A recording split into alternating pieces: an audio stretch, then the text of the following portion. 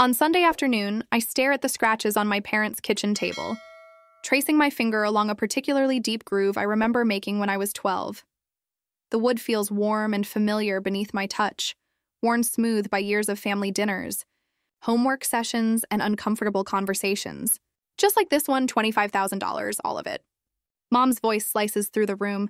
She sits directly across from me, her back rigid against the chair, her eyes fixed on my face with an intensity that makes my stomach clench. Barbara stands behind her, arms folded across her chest, wearing what I've come to recognize as her concerned big sister expression. The one she practices in mirrors when she thinks no one is looking. Dad stares at his folded hands, his wedding ring glinting dully in the afternoon light filtering through the kitchen window. He won't look at me. He hasn't since I walked through the door 30 minutes ago for what they called a family meeting. My heart pounds against my ribs as the realization hits me. This isn't a meeting, it's an ambush. It's a family venture.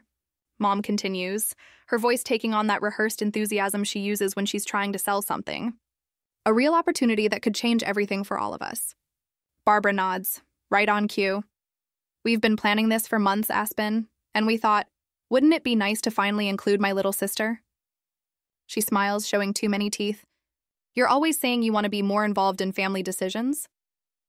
I swallow hard, trying to process what they're asking. The money they're referring to took me 5 years of double shifts and careful budgeting to save. 5 years of saying no to vacations, new clothes, even dinner with coworkers, so I provide all the money, I say slowly. And you handle everything else? Mom waves her hand dismissively. We have the connections, the business experience. You've always been better with. While following directions, she laughs lightly as if she's paid me a compliment. And I would get a percentage, Barbara jumps in, obviously smaller than ours since we're doing all the work, but still. The unspoken threat hangs heavy in the air between us. After everything we've done for you, I feel the weight of their expectations pressing against my chest, making it hard to breathe. But underneath, something else stirs, something that wasn't there a month ago. A month ago? Before Aunt Margaret's unexpected visit, I remember standing in my tiny apartment kitchen washing dishes while Aunt Margaret dried them. Her voice dropped to a whisper, even though we were alone. There's something you need to know about why your mother calls you the mistake. The memory of her words burns in my chest. How Mom had been preparing for her big career break when she found out she was pregnant with me. How she blamed her subsequent business failures on having to rush back to work. How I became the living embodiment of her resentment. Your whole life, Aunt Margaret had said, drying a plate with slow, careful movements. She's been making you pay for something that was never your fault. I return to the present moment, aware that my unusual silence has created a new tension in the room. Normally, I would be nodding, agreeing, promising to help however I could. But today, I simply sit, neither agreeing nor refusing. When would you need the money? I ask quietly. Mom and Barbara exchange glances, a quick flash of victory passing between them. They think they have me. They always have before. In 3 weeks, Mom says, reaching for her phone. I can give you the account information right now. Only Dad seems to notice something has changed. He glances up briefly, his eyes meeting mine for the first time since I arrived. I see a flicker of something, sadness, recognition. Whatever it is, it vanishes as quickly as it appeared. As he returns to studying his hands, I nod slowly. Buying time. I'll need to check my accounts, I say, surprising myself with how steady my voice sounds. Make sure everything is accessible. Again, Barbara smiles triumphantly at Mom. See? I told you she'd understand. Family first. Right, Aspen? Family first. How many times have they used those words to empty my bank account? To consume my weekends? To justify every sacrifice they've demanded? But as I sit at this familiar table, feeling the weight of their expectations, I realize something has shifted inside me. The money they want represents more than just dollars. It's my freedom, my future, the life I've been too afraid to claim. And for the first time, I'm not sure I'm willing to give it up. 2 days later, on Tuesday at my apartment, the memory of my 18th birthday resurfaces as I sit at my kitchen table, staring at the checkbook balanced precariously on my knee. My phone screen glows with Mom's latest text. Don't forget your contribution this month, rent's due Friday. Instead of a birthday cake that day, Mom had slid a handwritten invoice across our kitchen table. Now that you're an adult, she'd said, her lips curving into what passed for a smile. It's time you contributed to the household expenses. Dad had examined his coffee mug while Barbara smirked from behind her textbook. I'd stared at the number $250, nearly half my part-time paycheck from the grocery store. When I asked if this meant I could skip my weekend shifts helping at Mom's failing boutique, her eyes had hardened. If it weren't for you, we wouldn't have been financially ruined in the first place. 10 years later, that contribution has grown to $350 monthly, not counting the emergencies that seem to arise whenever my bank account shows signs of health. My apartment keys jangle against the worn laminate of my kitchen table. The place is tiny, a converted garage I share with a nursing student I barely see. The commute to work takes an hour each way, but the rent is cheap enough that I can save a little each month even after Mom's payments. I open my journal. The page is soft from handling. 10 years of entries chronicle the same pattern. Excitement when my paycheck arrives, calculations of how much I can squirrel away, and then the inevitable call or text from Mom demanding money for some crisis. March 4th, first raise at work. An extra $175 a month. Maybe I can finally save for a decent car. March 7th. Mom called. Barbara needs dental work. There goes my car fund, August 15th, 5 years of saving. $25,000 hidden away. Nobody knows but me. The last entry makes my chest tighten with both pride and fear. 5 years of double shifts at the administrative job I was lucky to land after community college. 5 years of weekend work at Rosie's Diner, serving breakfast to truckers and local families. 5 years of saying, I can't afford it to coworkers' invitations. Of calculating the cost of every grocery item. Of patching clothes instead of replacing them. 5 years of careful deception, letting Mom believe I'm barely scraping by. My phone lights up with another text, Barbara this time. Mom says you're being difficult about the monthly contribution. After everything they've done for you, I set the phone down without answering. Barbara learned early to align herself with Mom. The golden child was named for our grandmother, while I was carelessly named after the Colorado town where Mom went into premature labor during a business trip. We couldn't think of anything else. Mom had explained when I asked about my name as a child, we were too stressed with the medical bills, the unspoken addition, the medical bills you caused. The phone buzzes again, Dad this time. A rare text. Your mother's upset. Can you just send the money? I close my eyes, remembering the countless times Dad has witnessed Mom's financial demands without intervening. His weakness is its own form of cruelty. Aspen, you home? My neighbor Ryan's voice carries through the thin door, followed by a gentle knock. I tuck the journal away before opening the door. Ryan stands there with a plate of cookies, steam still rising from them. Made too many, he says with a shrug that doesn't quite hide his concern. He's noticed the shadows under my eyes, the extra shifts. Thanks. I take the plate, struck again by the strangeness of genuine kindness with no strings attached. Ryan's family calls him every Sunday, but just to check in, not to demand money or favors. I've overheard his warm conversations through our shared wall, so different from the tense negotiations that constitute my family communications. You okay? He asks, lingering in the doorway. You look tired. Before I can answer, my phone rings. It's Diane from the office, the older woman who trained me when I first started, and now treats me with a maternal concern that still feels foreign. I should take this, I tell Ryan. He nods and leaves with a small wave. Aspen? It's Diane. Her voice carries its usual warmth. I noticed you've been working through lunch again. I hope you are okay. You don't look okay at all. Something catches in my throat. These small kindnesses, Ryan's cookies, Diane's concern, highlight the stark difference between how my family treats me and how the rest of the world does. I think about the $25,000 sitting in my savings account. The money represents more than just dollars. It's 5 years of sacrifice, yes, but also 5 years of hope. Hope for something more than this endless cycle of obligation and guilt. Mom's latest demand for the entire amount isn't just about money. It's about control, about keeping me tethered to the role of family scapegoat. My journal lies on the table, filled with years of entries that document my gradual erosion. But the most recent page remains blank, waiting for a new chapter. For the first time, I consider writing something different. Next day, on Wednesday, I slip my time-off request across Diane's desk, holding my breath. My supervisor glances up from her computer, reading glasses perched on the end of her nose. A personal day? You haven't taken one in. She taps at her keyboard, eyebrows rising. 2 years? Good heavens, Aspen, I know. I fidget with my cardigan sleeve. Is it okay? I wouldn't ask if... Take 2. Diane signs the form with a flourish. Doctor's appointment? Something like that, I murmured, not quite meeting her eyes. Whatever it is, I hope it brings you some peace. She hands back the approved form, her expression softening. You look like you could use it. Peace? What a foreign concept. Later that day, I sat in the public library 3 towns over, hunched over a borrowed computer. No family members would think to look for me here. The fluorescent lights hum overhead as I methodically research apartments in Bellingham, a city nearly 1,500 miles and 3 states away from everything I've ever known. Something unfamiliar flutters in my chest as I scroll through listings. Hope? Maybe. Or terror disguised as excitement. I write down the contact information for 3 properties within my budget. The realization that I can afford my own place, a real place, not the cramped room I share with 2 other women, still feels like a revelation. 5 years of double shifts and saying no to every small luxury has built a nest egg my family would devour in an instant if I let them. Not this time. The following day, on Thursday, I slipped into Riverdale Credit Union, wearing sunglasses and a baseball cap borrowed from Ryan, my neighbor.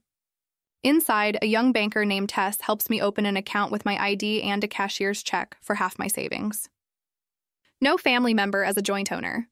No shared access, just mine. Your signature looks different here than on your ID. Tess comments, sliding the paperwork back. I'm working on that, I say, and realize I mean it in more ways than one. That weekend, while Mom drags Dad and Barbara to Aunt Joanne's baby shower, I use my emergency key to enter their house. I still did not send them money for rent. The familiar scent of Mom's gardenia candles wraps around me like an accusation as I slip upstairs to the attic. My throat tightens when I spot the faded blue bin, labeled Aspen documents in Dad's careful. Handwriting inside lies the paper trail of my existence. Birth certificate. Social security card, vaccination records. High school diploma. I'd asked for these dozens of times over the years. They're safer here, Mom always insisted. You'd just lose them. I clutch the folder to my chest, surprised by how light it feels, the entire official record of my 28 years on Earth weighing less than a sandwich. That evening, I sat on a park bench with a spiral notebook, watching ducks glide across the pond. The sun warms my face as I begin a list titled, Things I Have Survived. My pen moves steadily across the page. Mom's coldness. Barbara's cruelty, Dad's silence. The constant draining of my bank account. The subtle reminders that I wasn't wanted. The not-so-subtle reminders that I owed them for the inconvenience of my existence. When I reach the bottom of the page, I stare at the final item, being called a mistake my entire life. I tear out the page and fold it carefully into my wallet. Whatever happens next, I've already endured the worst they could do to me. The thought settles in my chest like a stone, solid and strangely comforting. I am not a mistake, I whisper to the ducks. One of them quacks back, and I find myself smiling, actually smiling for what feels like the first time in years. Sunday dinner arrives with its usual parade of passive-aggressive comments and loaded silences. I take my customary seat at the kitchen table, the same table where they ambushed me with their demand for my savings. Mom serves pot roast, her specialty, saved for when she wants something. So, she says, slicing the meat with surgical precision, have you made a decision about our family venture? I take a small bite, chewing slowly. I'm still considering it. Barbara snorts. What's there to consider? It's a no-brainer. I'd like to see the business plan, I say, surprising myself with how steady my voice sounds. The market analysis, projected returns, that sort of thing. Mom's knife clatters against her plate. We don't need all that paperwork. This is family, not some corporate deal. Actually, Barbara interjects, leaning forward, we were thinking we could simplify things. We could become signatories on your accounts, just to help manage everything more efficiently. Dad clears his throat. Maybe we should give Aspen time to think about it. She's had plenty of time, Mom snaps. The opportunity won't wait forever. I set down my fork. What exactly is this opportunity, specifically? The silence that follows confirms what I already knew. There is no business plan, no investment opportunity, just another attempt to drain my resources. We're still finalizing details. Barbara finally says, her voice tight. I see. I take another bite, feeling something new rising within me. Not anger exactly, Something calmer, steadier, the knowledge that I'm already gone. The next day on Monday, Diane calls me into her office. My heart sinks. Certain someone has discovered my plans. I have good news, she says instead, sliding a folder across her desk. That branch transfer you inquired about? Bellingham has an opening starting next month. I put in a recommendation. I stare at her, speechless. Don't look so shocked, she says, smiling. You're one of our best. They'd be lucky to have you. Thank you, I managed. I don't know what to say. Say you'll send a postcard, and that you'll stop letting people take advantage of your good nature. That evening, Ryan helps me sort through my meager possessions in our shared apartment. I can drive your stuff up when you're ready, he offers, folding a sweater with surprising care. My band has a gig in Portland that weekend anyway. You don't have to do that. You don't have to do that. I know, he grins. But friends help friends escape toxic situations. Friends. The word feels unfamiliar but welcome. In my bedroom, I carefully select a few mementos worth taking. Grandma Cox's thimble collection. The watercolor I painted in high school that won 3rd place at the county fair, and the snow globe Dad brought me from his one business trip to Chicago. Everything else, the accumulated clutter of a life spent trying to be invisible, I sort into bags for donation. On my laptop, I sign the lease agreement for a tiny but sun-filled studio apartment in Bellingham, effective immediately. The landlord seemed confused when I offered 3 months' rent in advance, but I need the security of knowing it's mine, waiting for me. That same night, I purchased a one-way plane ticket for the day of my family's business meeting. As I click confirm, Aunt Margaret calls. Are you sure about this? She asks, her voice crackling over the line. I've never been more sure of anything. I won't tell them where you've gone, she promises. But they'll figure it out eventually. By then, I'll be strong enough to handle it. I hang up and open my closet, where a small gift bag sits prepared. Inside lies a silk scarf burgundy, not navy blue that I bought with my first paycheck, along with a sealed letter explaining everything I've never had the courage to say. Some goodbyes are better left on paper. A week later, on Saturday night, I arrived at my parents' house with a small gift bag dangling from my fingertips. The silk scarf inside cost 3 days' worth of lunch money, but some things are worth the sacrifice. My heart hammers against my ribs as I step onto the familiar porch. Behind this door waits the family that shaped me, or rather, misshapen me into the person I've been for 28 years, the person I'm leaving behind tonight. Barbara opens the door before I can knock, her eyes narrowing at the gift bag. What's that? She asks, blocking the entrance. Just a little something, I say, my voice steadier than I expected. Can I come in? She studies me for a moment too long, like she's trying to decode something in my expression. Whatever she sees must not alarm her because she steps aside with a shrug. Mom's in one of her moods, she whispers as I pass. In the dining room, Mom fusses with the tablecloth while Dad silently places silverware beside each plate. The normalcy of the scene almost breaks my resolve. Almost. There she is, Mom says without looking up. You're late. Traffic, I lie, though I've been sitting in my car around the corner for 20 minutes, practicing my breathing. Dinner crawls by in painful small talk. Mrs. Peterson's hip replacement. The weather forecast. Barbara's new promotion. I nod and smile at all the right moments, while my gift bag sits beside me chair, waiting. Well, Mom says finally, pushing her plate away with an impatient sigh. Let's get to business matters, shall we?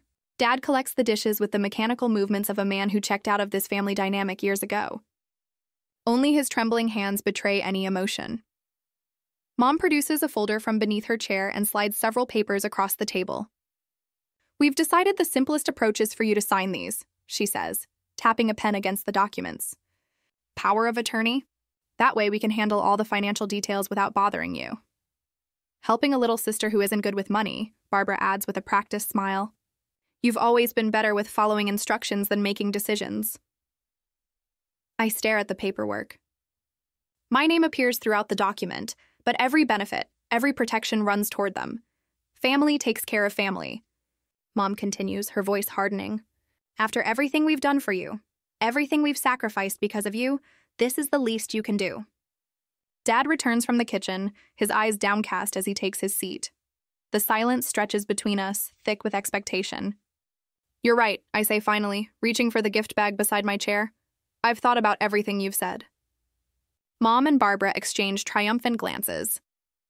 Dad's shoulders slump further, and I've decided, I continue, placing the bag in the center of the table, to give you something more valuable than money. Mom blinks, confused. What are you talking about? Open it, I say softly. With impatient fingers, Mom pulls out the elegant burgundy scarf, her favorite color, and then the sealed envelope beneath it. Her name is written across the front in my neatest handwriting. What is this? She demands, but her voice has lost its authority. My goodbye, I answered simply, rising from my chair.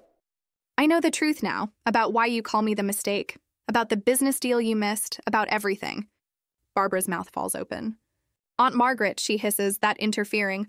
I forgive you, I continue, the words flowing easier than I expected. And I'm leaving tonight, there's nothing more to discuss. I turn toward the door, feeling strangely weightless. Behind me, the sound of tearing paper as Mom opens the envelope.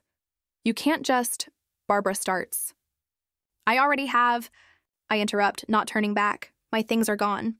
My apartment is empty. My new job starts next week. Dad's chair scrapes against the floor. When I glance back, his eyes meet mine directly for the first time in years. Be safe, he whispers. Outside, the cool evening air fills my lungs. 30 minutes later, my phone buzzes in my pocket. Mom calling already. It will ring again and again. For days, probably, Barbara's texts will come next. Mom's having a breakdown. How could you do this to us? After everything we've done for you? I drove away from the only home I've known, watching it shrink in my rearview mirror until it disappears completely. At the airport, I check in for my flight, then power off my old phone for the last time. Tomorrow, I'll turn on my new one. Tomorrow, I'll wake up in my own place, in a city where nobody knows me's anyone's mistake. But tonight, I board a plane simply as Aspen. Not a daughter, not a sister. Not a mistake, just me. 2 days after I left, my mother and sister visited my old apartment. Lisa pounds on the door of my apartment, her knuckles turning white with each strike. Behind her, Barbara paces the narrow hallway, phone pressed to her ear. Aspen Marie Cox. Open this door right now. The landlord stands a few feet back, arms folded across his chest. Ladies, I told you. She moved out 3 days ago, paid her final month, and left the keys. Barbara ends her call, frustration tightening her features. Her phone's still going straight to voicemail. What do you mean she moved? Lisa spins toward the landlord. This is her apartment. Where would she go? He shrugs. Not my business where tenants go. But she seemed happy. Happier than I'd seen her in the 2 years she lived here. Lisa pushes past him into the now empty apartment. The faded beige walls bear rectangular patches where my few pictures once hung. The closet stands open, empty hangers dangling like forgotten promises. Her stuff is gone, Barbara says, stating the obvious as she always has. Lisa storms to the kitchen, yanking open drawers. Her bank statements. She always kept them in the kitchen drawer. The landlord clears his throat. I need to lock up now. The new tenant arrives tomorrow. This is a family emergency, Lisa snaps. Your emergency. He takes back his key, not mine. In the parking lot, Barbara frantically taps at her phone. The bank won't give me any information. Says I'm not authorized on her accounts. Lisa's face darkens with an anger I've seen countless times, but for once I'm not there to absorb it. She couldn't have gotten far. Not with her salary, call her work. Later that evening, Barbara's voice trembles on the other end of my mother's speakerphone. She transferred to another branch. In Montana. They wouldn't tell me anything else because I'm not listed as her emergency contact. Montana? Lisa's voice rises to that pitch that always made me flinch. Who does she know in Montana? No one, my father says quietly. It's the first thing he's contributed to their frantic search. That's probably why she chose it. That, 3 states away. I wake to sunlight streaming through blinds I chose myself. My new apartment is small. A studio with a kitchenette and bathroom, barely big enough to turn around in, but every inch belongs to me. I roll onto my side, watching dawn paint the mountain peaks visible through my window. This view costs me an extra $70 a month. But each morning, it reminds me why I'm here. I chose this. I chose me. My phone buzzes with a calendar alert, first day. The familiar flutter of anxiety rises in my stomach. But it's different now. Anticipation rather than dread. The local branch office looks almost identical to my old one, but I walk through the door with my shoulders back, my steps sure. You must be Aspen, a woman with silver-streaked hair says, extending her hand. Diane called me about you, said you're one of the best she's worked with. Thank you for the opportunity, I reply, my voice steady in a way it never was during family dinners. At lunch, I walk to the coffee shop across the street. The barista smiles, asking if I want my usual before realizing I'm new. I order a vanilla latte without mentally calculating if I can afford it, without hearing my mother's voice listing all the things that money could have bought for the family instead. I take my first sip, the warmth spreading through my chest, and realize this is what freedom tastes like. 3 months pass in a blur of new routines and quiet evenings that belong only to me. Then my work phone rings with an unfamiliar number. Aspen Cox speaking, a beat of silence then. Aspen, my mother's voice, thinner than I remember. Thank God. We've been trying to reach you for months. My hand tightens around the receiver. How did you get this number? That doesn't matter. Her tone shifts, filling with the tremulous urgency I know so well. Your father's not well. His heart. The doctors say he needs surgery and the insurance won't cover it all. We need you to come home. The old guilt rises like bile in my throat, but something new rises with it clarity. I'm sorry to hear about Dad, I say, meaning it, but I can't come home. Can't or won't. Her voice hardens. After everything we've done for you. I end the call, my hands shaking but resolute. That night, I open my email to find a message from Barbara with the subject line, Family Obligations. Inside, veiled threats about legal remedies and filial responsibility laws meant to frighten me back into compliance. My phone rings Aunt Margaret's number. They're planning to visit, she says without preamble. Lisa found your address through that friend of yours from the diner. They're talking about driving out next weekend. Cold washes over me, but I don't panic. Instead, I make a list. Wednesday morning finds me sitting across from Patricia Wells, a lawyer with kind eyes and a no-nonsense demeanor. They have no legal claim to your money, she confirms after hearing my story. A cease and desist letter should be sufficient, but we can pursue a restraining order if needed. That afternoon, I met with HR. I need to document a potential harassment situation. I explain, laying out the facts without emotion. My family may attempt to contact me here. The HR manager nods, making notes. We take employee safety seriously. I'll alert security and make sure your direct line is changed. That evening, I called Aunt Margaret. I love you, I tell her, but I need you to understand something. I'm not hiding. I'm standing my ground. If they come here, they'll be met with legal consequences. Silence stretches between us before she says, You sound different. I am different. 2 days later, a thick envelope arrived containing my mother's handwriting. Inside, I find a tear-stained letter full of accusations and pleas. At the bottom, in handwriting, I've never seen such defeat. I don't know who you are anymore. I fold the letter carefully and place it in a box labeled Before. Then I open my window to the mountain air and breathe deeply. She's right. She doesn't know who I am anymore. Neither did I until now. I wake to golden light filtering through curtains I chose myself. The soft cotton sheets purchased without calculating if I could afford them wrap around me like a promise kept. My apartment isn't large, but every corner reflects a choice I made. The watercolor painting of mountains above my reading chair, the collection of succulents thriving on my windowsill, the bookshelf filled with volumes I no longer have to hide. 1 year, the calendar on my wall confirms what my heart already knows. 1 year since I walked away from everything familiar into this life that finally feels like mine. My phone buzzes with birthday messages. Not the obligatory acknowledgments from family who resented my existence, but genuine wishes from people who simply enjoy my company. Diane from work, Ryan who helped me move, the friends from my pottery class who plan to take me to dinner tonight. Looking forward to celebrating you, text Marissa, my closest friend in this new city. No hidden agenda. No subtle dig about what I could contribute to the celebration. Just pure, uncomplicated affection. I shower and dress for work, choosing a burgundy blouse that would have been deemed too attention-seeking in my previous life. My reflection shows a woman who stands straight, whose eyes meet her own gaze without flinching. At the office, a small envelope waits on my desk. Congratulations on your promotion, says the card inside, signed by the entire department. Your attention to detail and initiative have been invaluable. My eyes burn with unexpected tears, not just for the salary increase that will further secure my independence, but for the recognition of value that has nothing to do with what I can give away. That evening, surrounded by friends at a small restaurant, I blew out candles on a cake nobody expected me to pay for. Later, alone in my apartment, I open my journal and write, "Today I turned 29. My savings account topped $10,000, money that's truly mine. I sleep through the night now. The nightmares about debt collectors and family emergencies have mostly stopped. Dr. Andrews says healing isn't linear, but I can feel the difference. I'm learning that boundaries aren't selfish. They're necessary." Every Thursday, I sit across from Dr. Andrews in her calm office, untangling the knots of my childhood. Sometimes I leave drained, sometimes lighter, always clearer. "You can acknowledge the hurt without continuing to live from it," she told me last week. "Your mother named you after a place she was passing through, but you've turned that name into something with roots and strength." On Saturdays, I volunteer at a community garden. My hands in the soil connect me to something larger than myself, something growing and alive, like me. Last month, I accepted a dinner invitation from Michael, an accountant I met through the garden.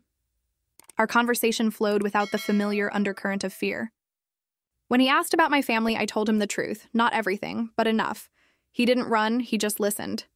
The mail brings sporadic reminders of my past.